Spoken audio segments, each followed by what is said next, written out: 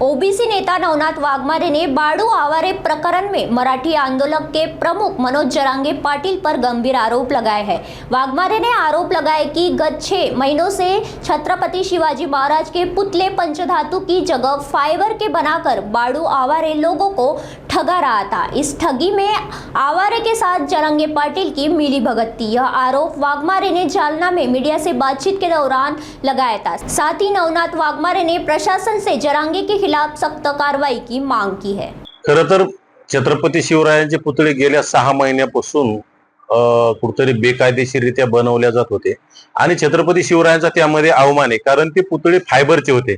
ज्या महान राजाचे पुतळे धातूचे असले पाहिजे ते पुतळे कुठेतरी लोकांना गंडवायचं आणि 20-25 हजारात प्लास्टिकचा पुतळा तयार करायचा आणि लोकांना 1-1.5 लाखात विकायचा, हे बनवण्याचा अशा बनवून लोकांना फसवण्याचा कारखाना गेल्या 6 महिन्यापासून वडीगोद्रीच्या आसपास महाकाळा गावामध्ये सुरू होता आणि तो अतिशय जरांगेचा निकटवर्ती आहे, जरांगेचा लाडका कार्यकर्ता आहे। गेल्या 2011 पासून जरांगेच्या शिवबा संघटनेचा त्या काळी तो पदाधिकारी होता, त्याची सुद्धा मी तुम्हाला फोटोज दाखवू शकतो। तो पदाधिकारी आहे त्या शिवबा संघटनेचा आणि आज जरांगे तो आवारे बाळू आवारे गुतल्याच्या नंतर जरांगे म्हणतोय माझा आणि त्याचा काही संबंध नाही, मला माहित नाही।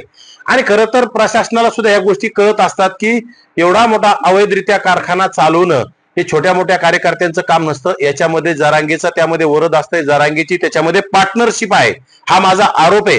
कारण जरांगे आता प्रत्येक वेळी जरांगे कार्यकर्त्याला च्या विरोधात अंगलट आल्याच्या नंतर कार्यकर्त्यांना सोडून देण्याचं काम जरांगे करतोय।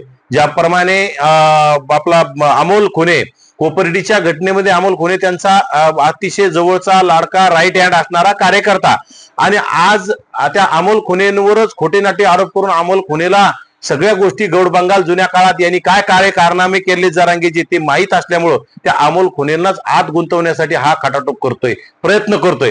त्याचप्रमाणे आता बाळू आवारे गुतला म्हणजे बाळू आवारेला एकट्याला सोडून द्यायचं, परंतु प्रशासनाला माझी कळकळीची विनंती आहे की एकटा बाळू आवारे यामध्ये नाही, जरांगेची सुद्धा यामध्ये नार्को टेस्ट करा, एसआयटीची चौकशी करा आणि ज्या ज्या गावात अवैध पुतळे बसवलेत ते दिलची ज्या लोकांवर कारवाई झाल्यात यांच्या सुद्धा एसआयटी चौकशी करणे गरजेचं आहे।